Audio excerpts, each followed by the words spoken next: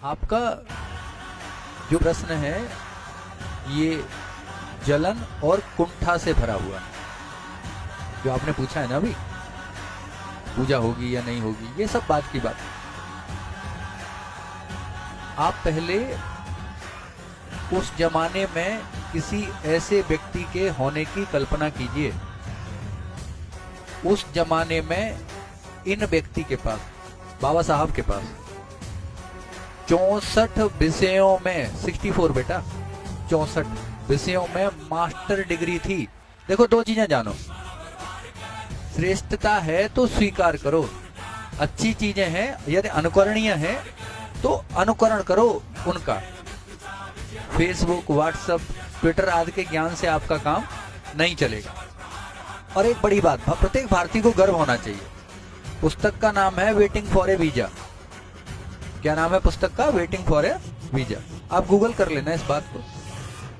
Colombia विश्वविद्यालय में इनकी लिखी हुई किताब पढ़ाई जाती है। जलने वाले जलते रहेंगे भाई साहब, आप अपनी जलन बरकरार रखें। जिसे तरक्की करनी है वो इन्हें पढ़ेगा, जिसे अवनति के पथ पर जाना है वो बहस करेगा।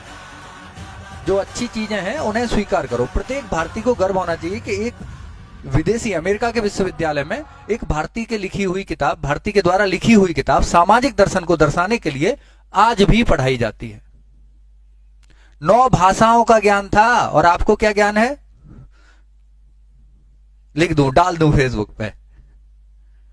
एक बात और समझो, आप जितना आप तनाव बढ़ाएंगे जीवन में, पूजा की जाएगी कि नहीं की जाएगी, बड़ी अच्छी बात है, इसमें क्या बुराई है?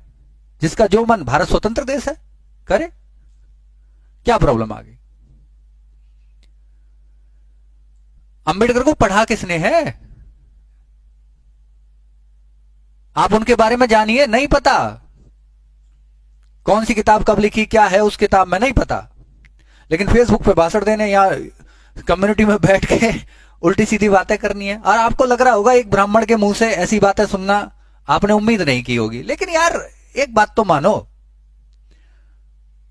आज आप इतनी सुविधाओं के होने के बावजूद वो नहीं कर सकते जो उन्होंने कुछ न होने के बावजूद किया था।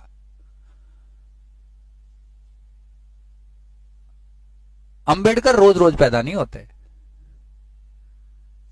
आप तो एक तिनका भी नहीं हो, आपकी मुसीबतें एक तिनके के बराबर भी नहीं है। आगे आप पढ़ाई पे लिखाई पे ध्यान दो, इन सब बातों से हटो। 2-4 आदमी बहिष्कृत हैं। बहिष्कृत हितकारिणी सभा की स्थापना डॉक्टर भीमराव अंबेडकर ने सन 1924 में की।